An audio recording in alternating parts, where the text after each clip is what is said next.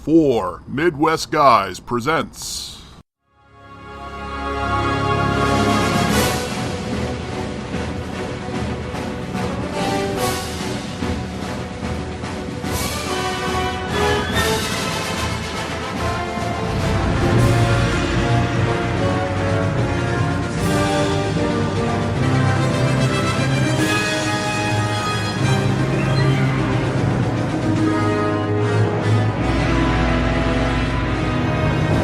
Origins of Justice, a 4-part 4 Midwest Guys miniseries.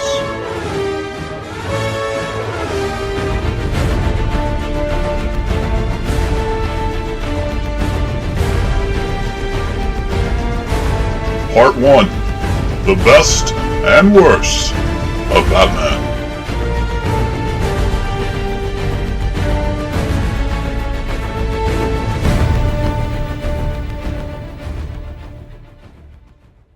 Hello everybody and welcome to a very special edition of 4 Midwest Guys presents Batman vs. Superman miniseries. This will be a 4-part miniseries event. Today we'll start with part 1, which is going to be the best and worst of the Dark Knight, aka the Batman.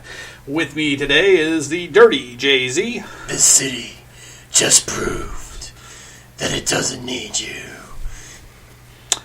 Alright, and my brother Aaron. Alright, how's it going, Mel? And Mr. Brian Eggenbauer. What's up? What's going on, guys? All right, so how the show's going to work, we're just going to kind of give you a little bit of a real quick, brief history of Batman. Most of us know his story, but we're going to go over it a little bit. Well, I don't. We're going to get into... You wrote the notes, you should have. That's true. You did write the notes on this. I would hope. Seriously, you're just putting things together for shits and giggles. We might be in a little bit of trouble. So Batman grew up in My Little Pony Land. No. No. We're not turning Batman into a brony. I refuse. Why, Brian? Because it's a new day. Shut the fuck up. There's the F-bomb already. Alright, you've actually started losing me in this conversation. Okay, so getting back to format, we'll give you the history of Batman. We're going to give our best and worst movie and TV moments of Batman. We'll give us our favorite portrayals, and then we'll get into final thoughts. So, let's, Johnny, why don't you give us we'll go over real quick here, nothing huge, just a little bit of history on the Batman. So back in the 1940 Detectives comics, basic story, we all know it by now. Billionaire child watches his parents get gunned down by a mugger outside of a theater. Bruce grows up, doesn't want anybody else to feel as helpless from crime as he did, so he becomes a symbol of the Bat to kind of strike fear in the hearts of the criminal underground. And as such, there's always been that debate, did Batman create the other supervillains like the Riddler, the Joker, and all them, or... were they just looking for an excuse to become the face that they were, but they were always that way? So it's essentially that's Batman in a nutshell. Yeah, I mean, I think the best is probably the 1989 story where the Joker creates the Batman and the Batman creates the Joker, which I kind of like myself. I know you're Dark Knight fans, but all right, I just had to throw it out there. I'm a comic fan, so I just think I That like was an the interesting adaptation, though. I like Not bad. I like the anonymity that he doesn't know who the person is, just for the fact that he's going to be forever tormented by that. That it's something he'll never be able to solve. Exactly. Never be able to catch him. Right, because then you've contained Batman into one movie, and then that's it. He's revenged his parents, he can relax now. Exactly, yes. He's going to, take off the... Either that, or if you want to go with that storyline, you have to kind of introduce that even if he does revenge his parents, it never solves that guilt and right. that And they sort say of as much. sense of loss of power. And they say as much in Batman Forever, actually. But anyway. Well, even in The Dark Knight in some respect. Yes. Batman Begins. Yeah. But so, that's for later.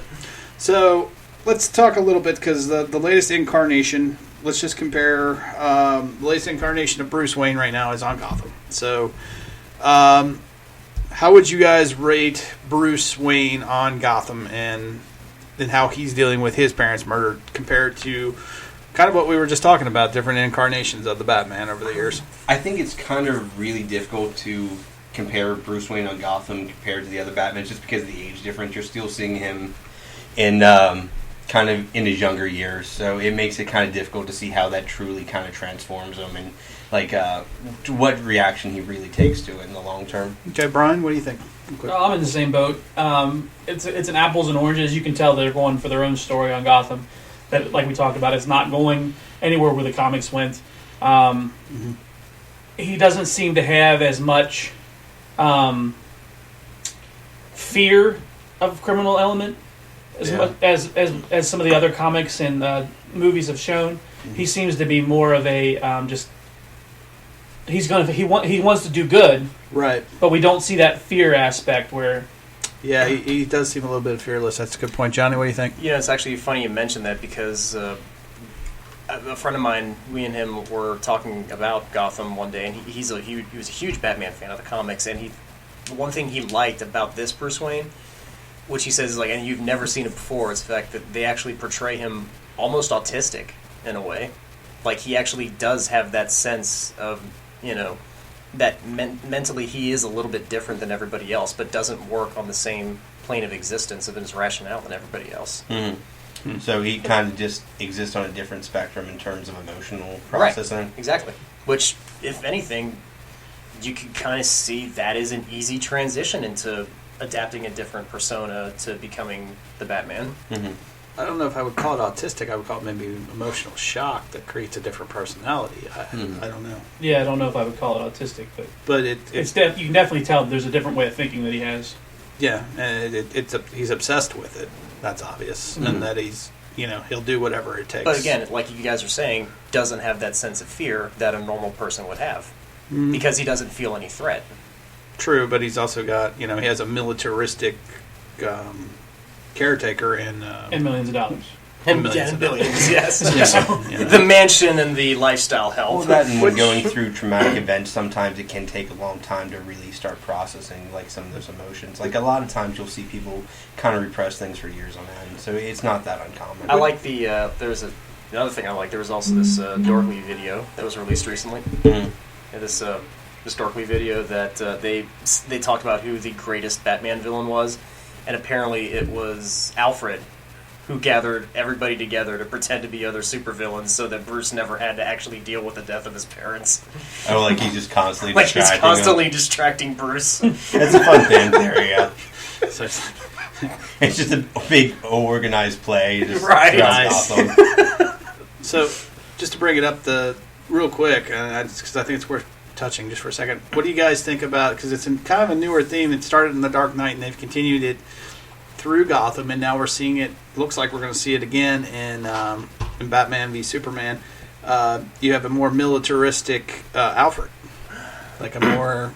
He's like ex. He seems like he's an ex-military. Or at least he's. Well, it's Jeremy Irons, so of course he's going to be mentally unstable to the point of physically abusive. So, but I mean, up until The Dark Knight, he's always just kind of been the butler, and he helped run the Batcave, maybe, but that's about the extent of it. You definitely see a transition to making him more militaristic, making him more capable. You see that in Batman the Animated Series, but not. You see him being capable. You don't see him being. Yeah, I mean, I remember in the Batman. So it definitely does transition to that, and that is a more recent thing. I remember in the animated series where Alfred flies the Batwing in, and he faints after he lands the wing because he's an actual butler. Yeah. I think what the reason why we're seeing this is everybody's wanting a more realistic approach to stuff, and they're like, how did Bruce Wayne make it from being a kid and all that stuff, make it through all that stuff without any of that kind of training or anything? Without having some assistance. Exactly. Yeah, I mean, because just the butler, you're not gonna turn out the way Bruce Wayne does with all the knowledge that he has. So. Well, unless of course you have more like the Michael Caine Alfred, in which and like the comics, Bruce disappeared for a long stretch of time, and he went out and joined the circus, became a magician, learned how to escape locks, and studied every martial arts known to man out there. And basically he travels the world, right? And then comes back to Alfred again. Well, so I mean that I get. But well, Michael Caine though even says that he's sharing his military experiments. So he's Mike Cocaine. Yeah, Myco. So obviously, even that version has some sort of military background. So I just thought it would be interesting to just bring it up real quick. So. All right, so let's talk about Batman in the Justice League universe. What do you guys think about that? I mean, Aaron, I'll let you take the lead on this. Batman in the Justice League universe actually provides a good contrast to usually a lot of the other members of the Force. Just because you do see someone who is there because he's capable, he's trained, he's not necessarily... He wasn't gifted with superpowers at birth. He didn't come into them. He simply trained his way to that position. You look at him and his relation to Gotham, he's faced an absurd number of criminals and has pretty much learned to be more and more prepared as he's gone along. Yeah, He's a tactician. Yeah, we kind of see him even come up with plans against members of the own league just in case. There's been multiple storylines where he has fallback Like, plans in case they go rogue. Yeah, and he always keeps that kryptonite ring in the center of his utility belt. Right. What do you think, Brian? What do you think about his role in the Justice League world? Oh well, he definitely has the cautious, keep them grounded kind of approach. Right. He's always, I would say, he's always the one who's always looking for the worst. He's always he has the files on all the Justice League members and what's going to hurt them the most. We saw that in one of the animated movies. Yeah, he definitely seems to be the character that can actually kind of appreciate Lex Luthor's paranoia about Superman to a certain extent. But he doesn't agree with his he doesn't agree with tactics. he doesn't agree with the tactics, but he understands where he's coming from. He understands the military's concern about having an all-powerful, superhero floating in the sky. So what do you think, John? What do you think of his well, JLA? Oh yeah, JLA Batman. Well, I mean, yeah, he's the tactician. You have we'll get into Superman's role later, but right. Yeah, but with Batman's role, he's the link between these gods that are in the Justice League to the human world. He's the one that keeps, like you said, he's the one that keeps them grounded. He's the one that keeps the files on their weaknesses and everything. And there's even talk that the Justice League considers they fear him the most out of everyone because he knows these weaknesses, and of everyone else there, he wouldn't be afraid to use them. Like there was one issue where Martian Manhunter's race came back and actually almost took over Earth, and they were about ready to corner Batman, and all he did was just hold up a match. But he had a room full of gasoline, and he knew that their race was weak to fire, so he... he's more than willing to exploit any. Well, weakness he can. It's one of those things how can you be part of the team when you're not a part of the team? When you're always looking to, to not be part of that team. Yeah. A lot of the issues, a lot of the animated stuff, we actually saw. Even when they did the big group pictures, I posted this to Twitter. It's a picture of the Justice League, and they're all standing there with their hands in the center, and you see Batman standing outside the circle, not in the center. Yeah, he kind of takes an outsider look. He always is constantly watching. We'll call him the Watcher. He's always watching, looking to see if anybody's getting out of line, to see if anything's turning that dark direction. The Watcher from the Watchtower. Yeah. Always analyzing. Yep. He is the... go ahead, John. I was going to say, like we said before, if Batman's always looking for the worst, that's a perfect parallel to Superman, who he's always hoping for the best in humanity. Yeah, to me, looking at the JLA as a whole, Superman is more the political figure. He's the president, right? He's the head of the leader. Yeah. But the tactician, the general, the CIA is Batman. The funding. Yeah, the funding, the technology is the Batman. Which the other funny thing too is Bruce Wayne is the wealthiest person in the DC universe, even above not just Lex Luthor but also Oliver Queen. Yeah. Wayne Enterprises is the breadwinner. Yeah, Luthor lost billions on the try to take over the world schemes. Well, I imagine after so many, it's bound to put a chip in your pocket. Yeah, well, it does kind of hurt the stock when you try to take over the world. Free enterprise doesn't react real well. I know in some versions he still makes president afterwards, so he's not doing too bad.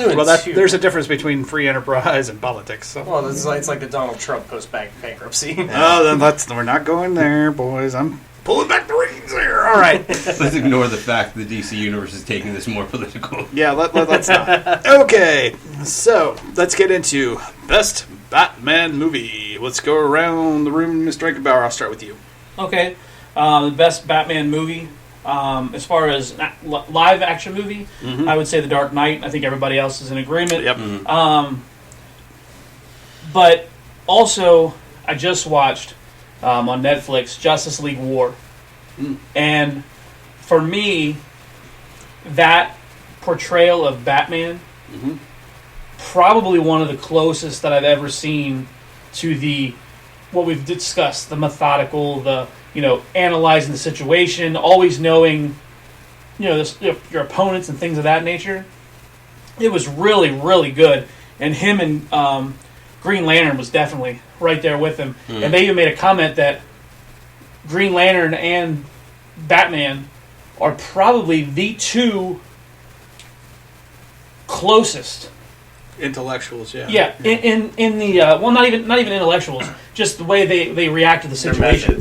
Their methods and their approach. They're more humane than everybody else, and they're more genuine. Okay, because like all Green Lantern, when I say all the Green Lanterns, I don't mean the entire Green Lantern Corps. I mean Hal Jordan, the different and all John Stewart, and all them. They were mortal men that were given a godlike ability.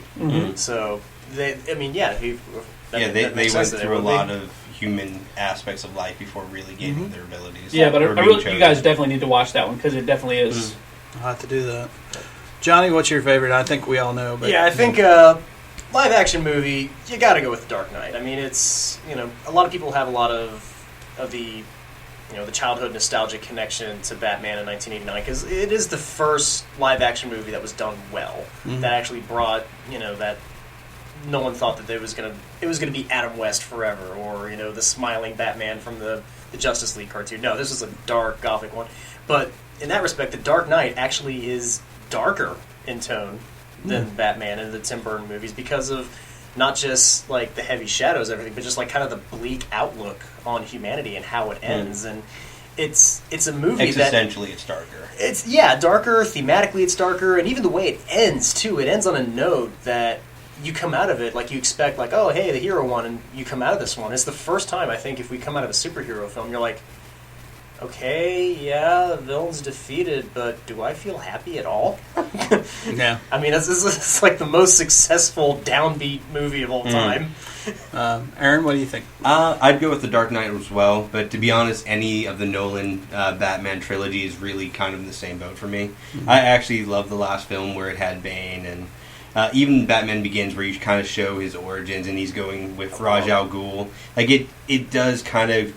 It encapsulates like the experience, and it has him, growing in power, or in experience, and it really does take that kind of darker tone to everything. It sets it in a more realistic way, but at the same time, it does kind of stay true to the spirit of all the characters it does portray. Yeah, it deviates from the comic history a bit, but at the same time, it's not it deviates from details, not in general concept. Right. I think. I'm sorry. Mine would be The Dark Knight as well. I think just from the sheer fact of how different The Dark Knight is. Like, when I went in to go see The Dark Knight, it wasn't your typical Batman movie. The opening scene is set in broad daylight. Yeah. With the Joker setting off, basically outsmarting the rest of his entire gang. Yeah. Shooting up a bank. I think with the Nolan films, it really kind of... It gives the audience credit for being smart enough to follow along and have multiple layers. Oh, yeah. Yeah, and it is deep, it is complex.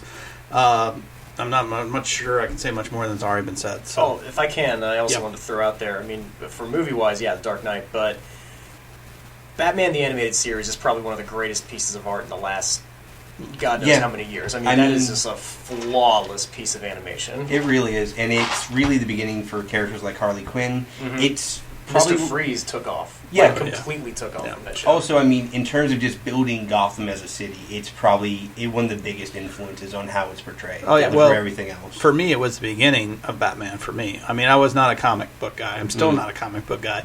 But for me, that was my entrance into the DC world. I mean, those cartoons, Batman animated series, Batman Superman event, animated series, those were so good. These weren't just cartoons; those were actual comic books brought to life. Yeah, they were like very well contained stories that, in many times, actually exceeded the comics. Yeah, you actually had character growth. You had kind of a back and forth. You had world building in a way that you didn't see with actually even some of the comics.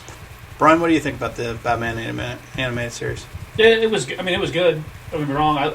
I've liked the cartoons all the way back to the Super Friends. So yeah, I mean, it wasn't the beginning for me to see them in the '90s, I watched the Super Friends when I was little. I did too, but All the way through everything. I've always been, I had the pajamas that had the Velcro cape and everything else. So, right. On that note, I'll never forget one day when I was like 7 or 8 years old, and I picked up like I was watching like the cartoons and the Adam West Batman. I thought, hey, Batman, cool, it's fun. And then I go to pick up a comic, and this was like during the Frank Miller stage, and the first Like year one. Oh no, it was like after year one. So I picked up the comic. I was like, why is there an axe murderer? It was some dark period. Well, at least it didn't do the new 52 Joker putting on a new face thing. well, yeah, because when you watch the cartoons and you're like, oh, these are great. I want to get comics. And then you go to the comic book store and you go, what the hell is this? This is not the happy cartoon that I'm watching on TV. Yeah. This is like demonic. And even some of the pictures on the front of those covers, like they're I mean, not to get off topic, but when I went with Caitlin, and this is like 4 years ago when we started getting into comics, and she really wanted to. She watched all the Wonder Woman shows, the cartoons, and everything else, and she really was getting into it. So I was like, okay, I'll let her go with it. So we would go to the comic book store and we pick out the quarter comics, and she's got a stack of Wonder Womans at home that is huge.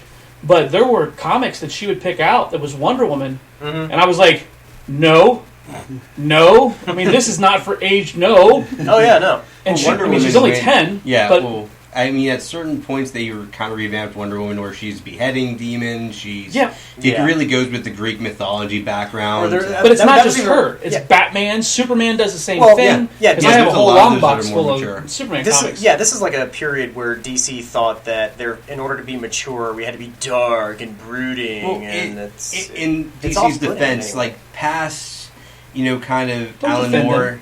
No, I am. No. I'm going to defend Don't this. defend No, I won't. Like post Alan Moore and Frank Miller, you actually had a very big rise in more mature themed comics. Yeah, but those guys were insane. Yes.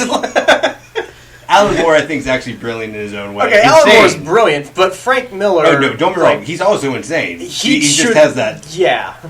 He's a man that should not have gotten success. Frank Miller has points in his career where I think he actually does very well, and there's other points where the editors probably need to kind of step in more. Right. Like, I've actually seen some of Frank Miller's notes on some of his comics. Like, he actually will put in the description, we need to see her tits. Really? Like he's actually saying, sound objectify her. You guys look, Yeah. like you look at her, you just want to start beating that to her. Well, I mean, the downside of the fandom. That's what I'm saying. Frank Miller has done more damage than he has done to help Batman. Yeah, an argument could be made for it, I suppose. Well, And speaking of the worst, well, we'll move into that for a second. Right, one more note before we leave the animated series. I just want to say, one more note. One more note. I would just like to say just what a brilliant job they did with Mark Hamill did as the Joker, Oh, God, and the voice yeah. of the Batman Joker. animated. Yeah. And how That they laugh. couldn't kill anybody and they still made him menacing Yeah. and deadly. and there were times on that show I thought he did. I know Yeah. they Like- always made it look like it. Or right? like there was this one where he had like this fish or this gas or whatever that like the people started laughing like him and they pass out. I'm Yeah, saying it almost weird. looks like they laughed. It looks like they laughed to death. They and would you're- just have the smile They just on had their that face. gigantic Yeah. smile. Oh god, there was that one where like, and that's what made that show so great. It was creepy. Yeah. It was Yeah. disturbing. The images are so intense. They really were like adult comic book, kitty down, obviously. Yeah, kitty Well, down, they didn't but go, still pretty it didn't intense go for with the kids 90s stuff. gore and tits all over the place. Yeah. Wait, Right, but it still no. allowed It to have didn't Frank mature Miller themes. up. But it had Oh, yeah. they were classic Batman Yeah. stories. It I had mean, the adult intellectual stuff, but it had the kid tones. Basically, like how Disney does their movies now, with all the it's all the the kiddie stuff. They're like, oh yeah, but you catch all the adult humor and everything. and maybe it's kind of Nobody like, takes my wife's mouth but me. and maybe kindly. I don't know what the hell That was that's Toy all Story about. 3. That That was Mr. Potato Head in Yeah. Toy Story 3. Or do I dare say Star Wars Rebels, perhaps? Oh, wait, I just threw a Star Wars reference in. Sorry. Oh my son god! of a bitch! All right.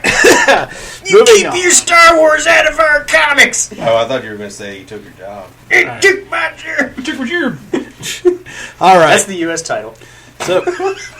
So, speaking of worst, let's just go around and we'll start with Aaron. Worst Batman movie. I don't even remember what I put for this, do I? Oh, Batman and Robin? Yeah. Batman Brave and the Bold. It's not actually a movie, but it's one of the short animated series, and it was so campy.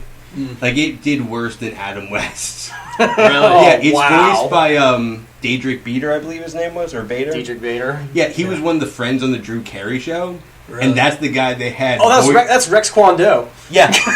That is the guy they had voicing Batman throughout the entire thing. And Oh my god, I'm just picturing Rex Kwon Do doing that, like, fake... Alright, I want you to try to kick me. No, not like that. No, stand over there. Alright, just like that. Yeah, it's essentially... You see what I did? It's essentially that bad voice just throughout the entire thing, and it's campy to begin with, but once you add that on top of it, it makes it unwatchable. Why do you think I go home to a beautiful woman like Starla like this every night? Oh, boy. All right, John, what's your worst? You know, as Batman cliched as it is, it's Batman and Robin. It's hands down Batman and Robin. I can't think of just from the over-the-top lighting, from the disgusting set design, from the very unconvincing effects, from the fact that if you look at, like when we were talking about Mr. Freeze in the cartoon, if you look at how complex and, dramatic his character was, and then look at him portrayed in nothing but ice puns by Schwarzenegger. Tell me Patrick Stewart would have been perfect Mr. Freeze. Just tell me. Somebody tell me. That would have been cool. But if I would have been cool with that. I like Patrick Stewart. So. Oh, hell yeah. But, but actually... Professor X? Yeah, but give him the cool suit from the animated show that Exactly. looks like it's an actual Sub-Zero suit. But we can go...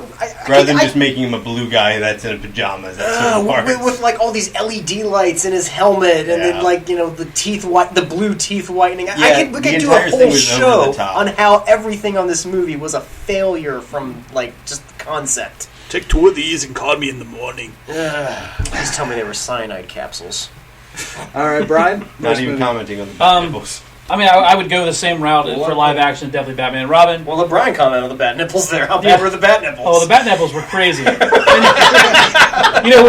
What is even funnier is that I just on that link you sent us, Aaron, that they have the director on there, and he goes, I had no idea that I would become famous for being the person that put the nipples on the bat suit. And it was just like not putting nipples on Batgirl. He seemed very proud of it too. He's like, yeah, I was the first one that did that. How did no one think of this? Yeah, I swear, I saw them in Batman or Batman Returns. I could have sworn it was on those suits. He's like, well, you got to think the bat suit is so tight. Might as well put nipples on. I'm like, what? There's a Like video. in his head, it's like Roman Manchurian armor. Yeah. Some video I watched actually brought up a good point. It's like, that would actually be terrifying because when a guy's nipples are hard, that means he's ready to fuck. So if you see a guy with hard nipples coming at you, you do want to run. If you're going to put, you realize under that argument that if you're going to have bat nipples, you're going to have a bat dong down there, just a bad erection. A bad erection. bat bulge, yeah. That's where all of Wayne Enterprises funding goes to. The bat bulge. Okay, so that's why I didn't like that movie. I also didn't like a penis pump. What? So at least they didn't mark us a penis pump for the bat bulge.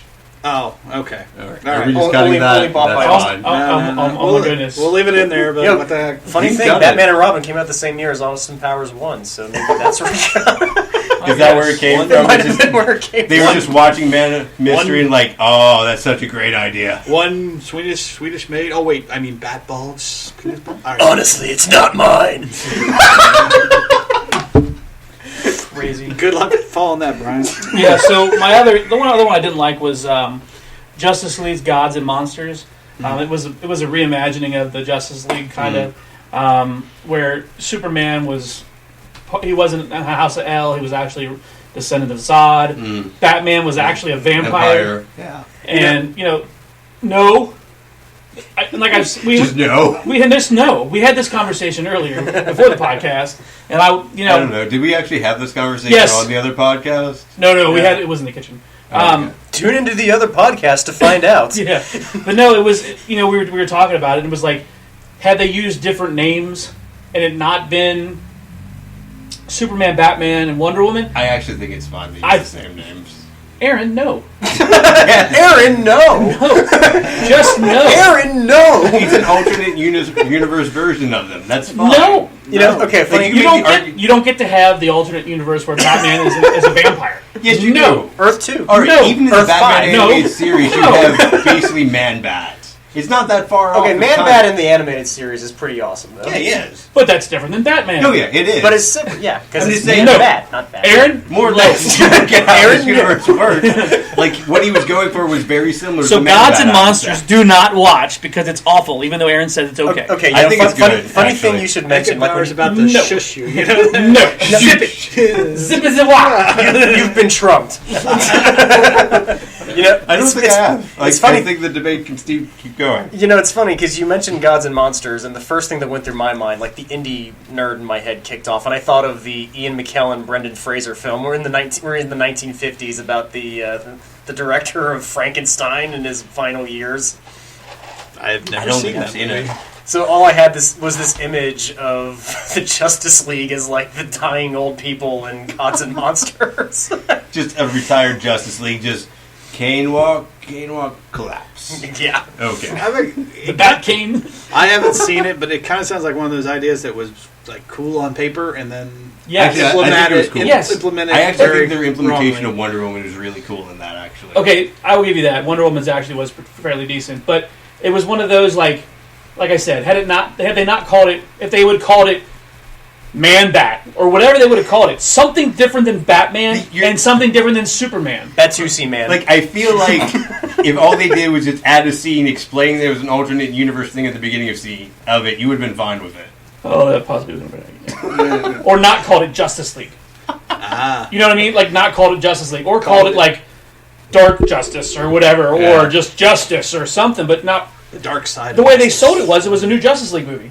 I'm like, oh, a new like, Justice League movie, awesome. I- when you go to watch it, I'm like, what the hell is this? it's kind of like I watching the new actually saw- Ghostbusters trailer. Oh, They were releasing like little snippets of like things before they released that, and they were actually kind of showcasing the fact the characters were different. And I think I saw that beforehand, to where I didn't have that negative reaction to it. yeah, you know, if I probably seen that, I probably would not have watched it. But I definitely wouldn't have had the exact. Well, they actually include a scene where when they introduce Batman, they have like that universe's Harley Quinn. It's actually pretty cool. All right, so Brink, you have yet to chime in on your Yeah, worst well, pick. I've just been kind of letting you guys battle it out in the Thunderdome there. 3 men enter, 3 men leave. Wait, that was yeah, terrible. three That's nerds, terrible. 3 nerds enter, 3 nerds leave. It was a terrible fun showdown. One with possibly crying. All right. You just have no, light wait, weapons. did we I'm just- not crying! we just repeated the podcast. We just It's a LARP battle. Fireball. we just made a we just made a reference to Mad Max not having plot. What? 3 nerds enter, 3 nerds leave. And Wait, what John Zanardelli's temper just went through the roof. I will save that for another show. Ooh, holding back. All right. The Mad Max show. Actually, my worst Batman is a little different. Mine was Batman Returns. Wow. For a couple of reasons. The main thing I had a problem with was Penguin. I did not like Danny DeVito's Penguin. The Penguin, to me, in my mind, is the upper crust of society, mastermind criminal. He just made him into a psycho that lived with a bunch of fucking penguins in the zoo and was raised by fucking penguins. And Well, yeah, And but then he the also circus wanted to be clowns. a part of upper society. Like, in his But- head, he was. but it was a complete misinterpretation, in my opinion. And Yeah. from that point on, no, I'm just the joking. only highlight. Brian, no. Brian, no. Brian, no. Just kidding. No, The Brian, only- yes. yeah. I actually agree with you. It's The only highlight of this movie was seeing Michelle Pfeiffer in that really nice tight Catwoman suit. Oh, yes. However, how she was revived by a bunch of cats like eating on her fingers was a little fucking absurd. But anyway, so yeah, that Makes was as much sense as Halle Berry's. Yeah, I thought it Keaton makes more, actually, which is the weird bit of it. I don't know what happened to Keaton's performance from the first Batman to this one either, but he came off very. I don't know. His chemistry with Michelle Pfeiffer was not that good. I didn't think Because he had his revenge. and it That's was in the first one. It just wasn't the same. I really liked Keaton in the first one, but by the He time just we did got too to the much second cocaine in one, between films. In the first, Yeah. at the end, he's like, and I'm spent. and maybe it's because of my age at the time, because it was 1989, and I was I was like, it was awesome after the first movie. I had Those lyrics. I had the. I had a shirt with the Batmobile on it and all kinds of Batman shirts, and then I go and I see that piece of crap, and I'm like, yep, okay, franchise is dead. I always love how Michael Keaton still believes he is the best Batman. Well, that's why he was perfect for Birdman. Oh, I know. It made I was gonna it say, great like, role. I think I was actually thinking when you were asking what happened to Michael Keaton, I was like, I just picture like him trying to pretend to levitate and behind the set, thinking he actually has the bat powers. I think if you hear like his interviews about Batman and you watch Birdman again, it's just like he did that entire movie, but you're like, I'm Batman instead of Birdman. Pretty much, I'm Birdman. But yeah, why are we changing our You know name what? to Birdman? Actually, Brink, I will come to your defense on this one. When I was younger, because I was younger, I'm like, oh yeah, everything I saw was great. And then the older I got, the more I got to like, You become a cynical asshole. no, the more I read the comics, And that is life. and the more Tim Burton started letting me down as a director, the more I started realizing his flaws. And Tim Burton, one of the things he does is he loves villains, almost to the point of too much. And that's the problem with Batman Returns that I had was you have the Penguin, you have the Catwoman, you even have Max Schreck. You have 3 villains that basically the whole plot is about them intertwining, and Batman just ruins their fun. Mm-hmm. That's really it. I mean, it's not a Batman movie. Batman crashes the party. Batman crashes the party. That's all it is. Batman annoys 3 perfectly well-meaning villains. That's all Batman Returns was. And for that respect, Batman it's buzzkill. a terrible portrayal of Batman and the villains. I mean, all of them. Yeah, it's just bad all the way around. All right, let's get into favorite portrayals. Let's get back on a positive note here. I will go ahead and start this round real quick, and I'm just going to say I liked Kevin Conroy the best. He's been the constant through all the Batmans. Not that I didn't like Christian Bale, I did, but Conroy for me, just because of the animated series, will always be way up here. Probably untouchable. To me, he's probably the best Batman. I think he did the best job. So, especially with bouncing off of Mark Hamill's. You know, he's just a perfect counter. Those two are. Yeah, he's my pick also. I mean, just because there's so much talk around Bale's voice, like, and you can tell, like, Yeah, you know, he really strains himself on Batman. He's well, Sort of gruff. not even that. Like, you could tell, like, the growl of his voice gets deeper, which I never had a problem with because in the comics they always say that Batman talks with a hoarse voice, so that no voice analyzer can track him. Which I got, which that's fine if he's doing that to me. You know. Everybody else like, oh, it's so distracting. I'm like, okay, here's your iPhone, record a voice, do a voice print analyzer. Does he sound like Christian Bale at all? No, he doesn't. Which, and again, it's fine for me. But Kevin Conroy's Batman voice and his Bruce Wayne voice are so distinctively different that it reminded me how important that voice difference was, and he nails it. Like, I mean, and not even just like his inflection and tones, but during the fight scenes, too, he has, like, a really great reactions in them. Like, he's actually there in the fights. And all those scenes. And it's just... And even in the Batman Arkham Asylum games, I mean, it's Kevin Conroy's voice. And they get, like, most of the voices from the animated show. And they're just so on par. Like, Kevin Conroy, easily the pick. My second pick, if I had to go with the live-action portrayal, would be Bale. Because I like how his Bruce Wayne wears his... You know, just he wears his suit and his his fancy clothes with disdain. But when he's Batman, he's physically intimidating, and I never felt that from Michael Keaton. Christian Bale, I really felt like the man would like pick up a batarang and like try to stab me with it. Because I think he really is insane. Or drop me, right? You know.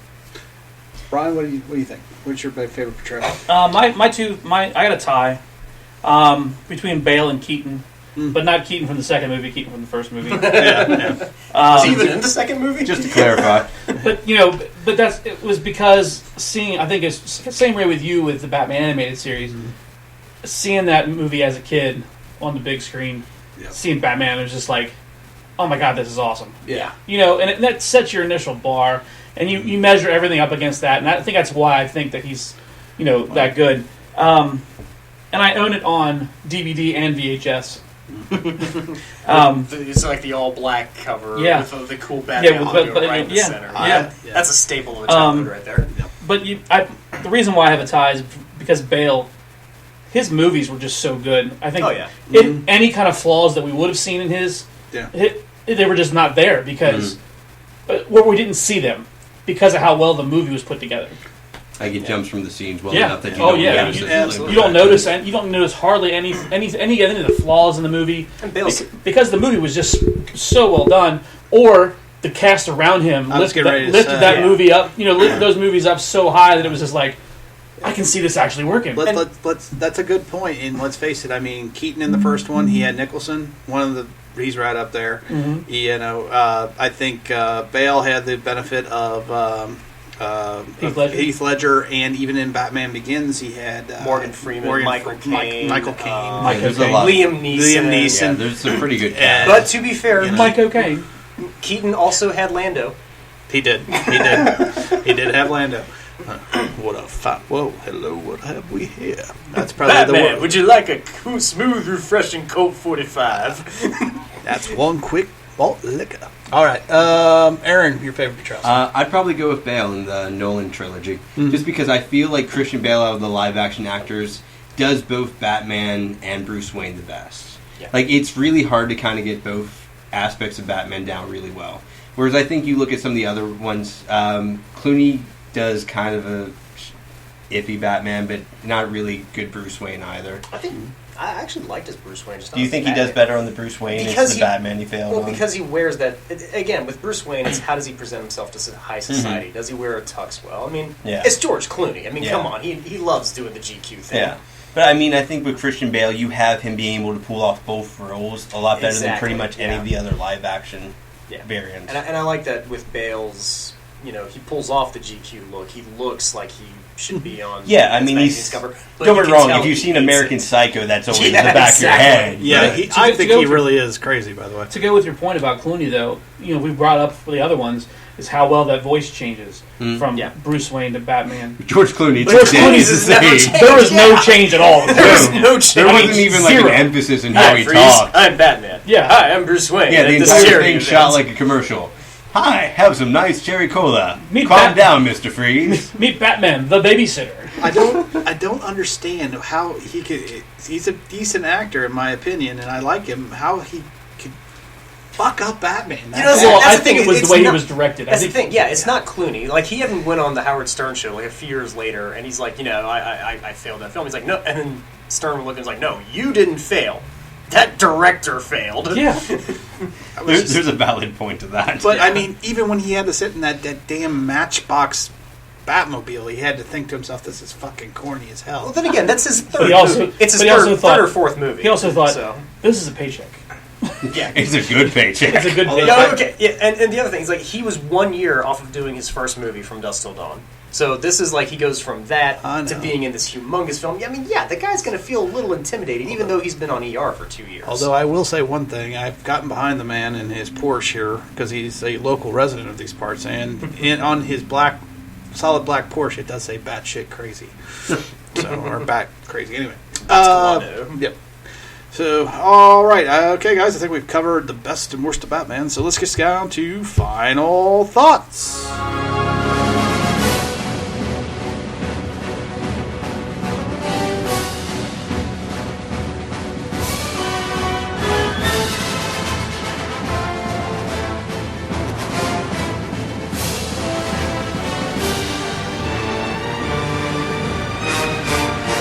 All right, I tell you what. For once, I'll start off this final thought just real quick. I think there is no more iconic superhero other than Batman, other than maybe Superman and Spider-Man. When you're growing up as a little kid, I mean, Batman is everywhere. It's on your.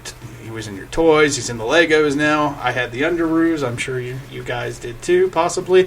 Next to my Superman bed sheets. Yeah, right. Used to have them, They still sell them. Yeah, no. Not wearing them right now, no. What kid has never thought to pretend to be Batman or Superman or Spider-Man at one point in time in their What lives? kid? You mean you still don't? Well, I kind of wish I had his Do you money. think that's what Michael Jackson was I did that on the thinking way when over he had here. his baby out the window? I think he still thought he was Peter Pan. Oh, okay. but It wasn't Batman reenactment. But go back to okay. Batman. but yeah. So there, when you have that kind of status in people's minds, and when you grow up with that much nostalgia, and you're a fanboy like we all are. Let's just face it, call it what we are. We're geeks and we're fanboys, and let's just face fact that that's a really high standard to live up to. And there's been some really good ones, and there's been some really, really bad ones. And I think we like to rip on the bad ones more than we give credit to the good ones sometimes. So, so it's a difficult mantle, and anybody who even tries to pick it up and run with it, I think at least deserves at least kudos for at least trying, even if they are George Clooney and had really crappy directing. You know. Well, it's really easy to pick out the worst parts of most films, Yeah. and it is to actually kind of look at the things that did kind of okay. Yeah. It's very easy for the bad to overshadow what was. Well, it's the good. internet community. You know, this is what Yeah, Right. I mean, that's a bit of everything nowadays. Like, if we were to do a worst of show, I guarantee you that might be one of the highest rated shows we would ever do. because everyone just wants to Probably. hate on everything, just like the eternal hate show. Right. Right. just feeds into its anger. Right. All right, Aaron, your final thought? I think Batman's a really interesting character, and I think it's really difficult to do. I think you look at Batman in Origins, you have a character that's really kind of an updated Zorro, or maybe something close to Will Eisner's Spirit. But as the story went on, you kind of see Gotham evolve, you see the villains evolve, you see how it all kind of interplays into itself, and it creates this almost kind of interesting ecosystem that you see in any of the Batman comics, or even the animated series. And with the upcoming Batman's film, we're going to see kind of a more seasoned Batman than we've ever seen in any of the other ones. He's either retired or coming close to it, or he's at least been in the game for several years. So we're going to have a universe where Batman has been affected by Gotham more than we have in any of the other Batman films. He's damaged by it. He's, experienced from it, and I think it's going to make Affleck's Batman really hard to compare to the other ones because he has more experience and he's a bit older down the road than the other Batman's films we've seen. That's true. It's never been attempted, at least not at least in the cinematic world, that live action world, I guess I should say. It's going to be the comic book equivalent of Rocky Balboa. Yeah, it's Well, I actually don't not know far it'd be off. that old, but it'd be close. He's kind of more of a, Well, I wouldn't say a midlife crisis. Well, I mean, if you Batman, look at like Batman American Beauty Begins, Batman. like and a lot of the other ones you're looking at Batman beginning his journey, whereas this one you see him 5-10 years down the road, if not longer. Yeah. Batman Begins Again.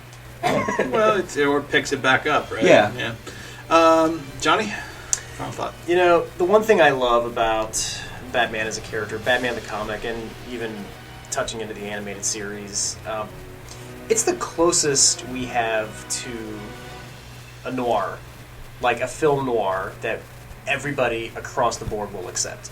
Because you got the heavy shadows, you've got the dark, complex stories, you've got the detective stories, and that part's always appealed to me. That's what I think is the coolest part of it. Like, I like when you have the stories where Batman uses his detective skills or his investigations or whatever, and those are always fun to me because it's like the vigilante private eye going out and stopping the world, the crime world of Gotham. And that's the other cool thing is Gotham has become a character in itself.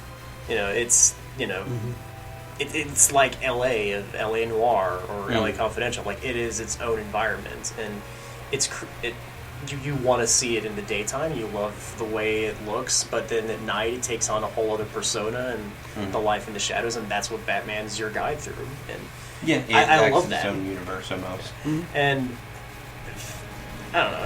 I think that's one of the things that makes him the most relatable in the DC universe. Is, again, like we touched on before, like with him and Green Lantern, he's the most, he is human, so that makes him the most human. I mean, outside of the vast wealth, the fact that his body is like way above average and like pushed to like the best that a human body can actually be, he's essentially the most human of them, and that's why he'll always be the most relatable of the characters.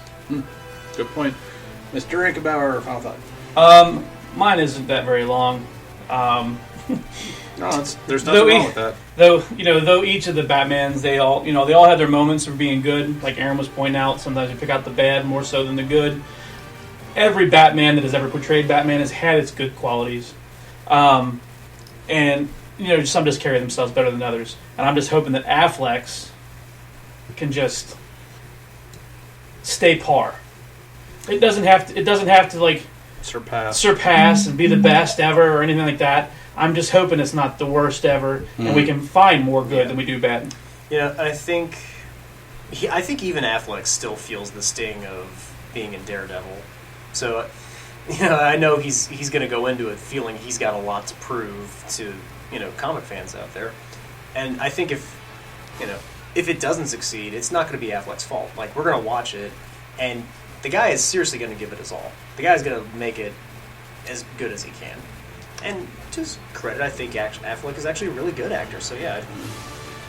If he fails, I think Kevin Smith's going to be out there kicking his ass. So, I vouch for you, you bastard. Yeah. I've got a podcast that when I rant, you will know. Oh, no, he has several podcasts. Okay, he'll rant on everyone. And he's getting like a new Roundtable Geek show. Oh, jeez. Kind of like ours. Yeah, it's going to be something similar, except he has probably more insider connections. Well, he'll have connections. More insider connections than actual people that show up. Yeah, whereas us just like, we saw that thing, it was cool. Yeah, he's like, hey, I was there when they filmed that thing. Yeah. And yes, it was cool.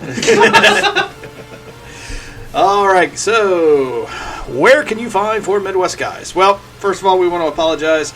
We've been telling you to follow our podcast, but we haven't really been telling you where you can listen to it. And you can find us on iTunes. Yep, iTunes, and just by typing in the number 4, and then Midwest Guys, and you'll be able to find us there.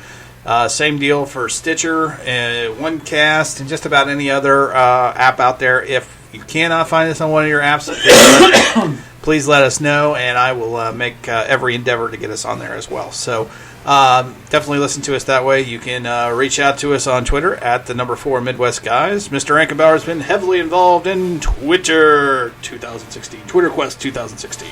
Yeah, Twitter Quest 2016. I'm up to 730 followers as of this. Maybe not this broadcast, since we're putting this out a little later, but right. The one we did on Saturday. No, I'm joking. As of the date of this recording. Yeah, as of the date of this recording, I have 730. In 4 weeks' time, I've gone from a little over 100 to 730, so steadily climbing, hoping to get as high as I possibly can. You can reach out to me at Ankzone, ANKZONE, and you can also reach out to our main page at 4 Midwest Guys, and you can also reach out to Willenbrink at BWilly1977. Also, you can reach us at, did you do the Facebook? Nope, didn't do Facebook. Yep, you can reach us at facebook.com/the number 4 Midwest Guys as well. All right, guys. Well, it's been an honor, as always, to have all of you on. Aaron, thanks for joining us. Yeah, not a problem. All right, Johnny, as always. Take care. All right, and Mr. Ankenbauer. Thanks for having me. And for B. Willie saying, see you next time. Same bat time, same bat channel.